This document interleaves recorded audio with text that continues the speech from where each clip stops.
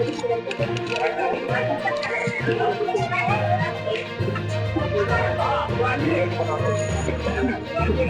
बनेगी, कहाँ बचेगी? थोड़ा सा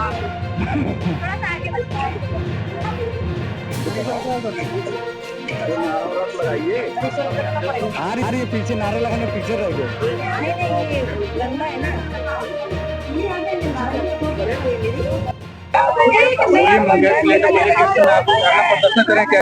गैस सिलेंडर को लेकर गैस की बहुत किल्लत हो रही है, जो कि जनता को गैस नहीं मिल पा रही है। उसके कारण हम सभी लोग गैस के लिए गैस न मिलने के कारण 2-2 3-3 दिन तक लाइन में लगे रहते हैं। उसके बावजूद बुकिंग नहीं होती है, कैंसिल हो जाती है। बोला जाता है कि गैस आ रही है, आप लोग की दिक्कतें नहीं होंगी, लेकिन उसके बाद भी दिक्कत खत्म नहीं हो रही है। ना ही तो लकड़ी मिल पा रहा, ना कंडा मिल पा रहा, ना ही बच्चों के लिए घर में खाना बन पा रहा है। इसी कारण घर में बहुत सारी दिक्कतें आ रही हैं।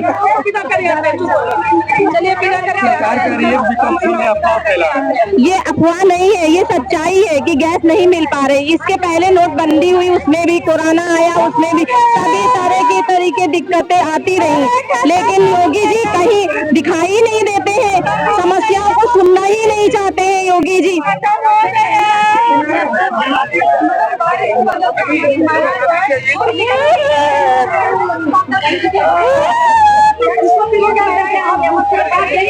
आइडिया रही क्या?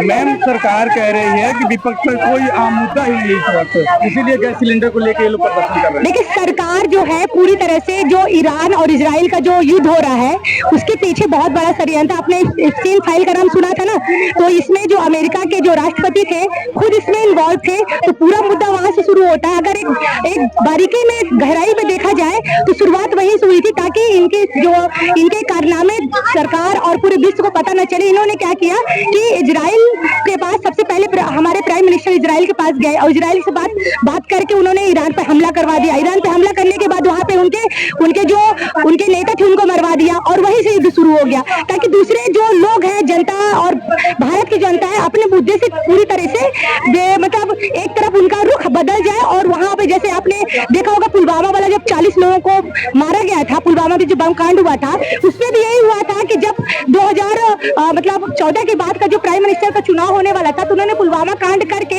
किसी न किसी तरह से जनता का रुख उस तरह बदल दिया कि जनता को ये लगे कि हाँ, प्राइम मिनिस्टर हितैषी है और प्राइम मिनिस्टर भारत के बारे में सोच रहे हैं। और जनता जो वहाँ की थी और जो सरकार थी, सब लोग दूसरे जो हमारे पड़ोसी राष्ट्र जो देश थे उनके ऊपर विद्रोह करने लगे। तो ये पूरी प्रधानमंत्री की पूरी बनी बनाई एक रणनीति है, जिसके तहत सिर्फ वो जनता को एक बलि का बकरा बना लेती है। और हर बार यही होता है, चाहे कोरोना काल हो, चाहे आपका पुलवामा कांड हो, चाहे आपका जो कश्मीर में जो अभी एक आतंकी हमला हुआ था वो हो, चाहे अभी यहाँ पे गैस का एक जो किल्लत हो रही है, सब कहीं न कहीं से एक पूरा सबका एक निष्कर्ष निकाला जाए तो सिर्फ और सिर्फ यही हो रहा है कि प्राइम मिनिस्टर नरेंद्र मोदी अपनी कुर्सी बचाने के लिए जनता को बलि का बकरा बना रही है।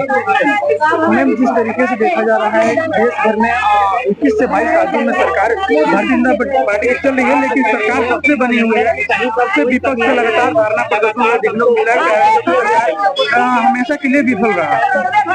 कौन कह रहा है कि सरकार विपक्ष कह रहा है कि सरकार हमेशा के लिए विफल रहा।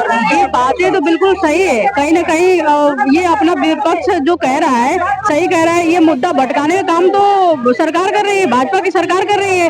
कभी कभी ये आधार की लाइन में लगाते हैं, कभी KYC की लाइन में लगाते हैं, कभी खाद की लाइन में लगाते हैं, कभी SIR की लाइन में लगाते हैं, कभी नोटबंदी की लाइन में लगाते हैं। अब देखिए गैस की लाइन में लगा दिए लोगों को। आम जनता तो परेशान है ही है, तो विपक्ष सवाल उठा रहा है तो इसमें गलत क्या है? विपक्ष तो सवाल उठाने के लिए होता ही है, तो ये अपना कम से कम अपना काम करने में तो फेल है डबल इंजन की सरकार।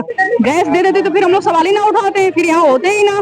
तो धरना कर रहे हैं और विपक्ष सवाल उठा रहा है, तो बिल्कुल सही उठा रहा है।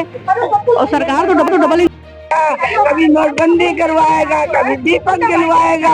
ये झोले वाला जब से आया है, जब से झूठ बोलता है, सारी जनता तराई कर रही है। लगे कल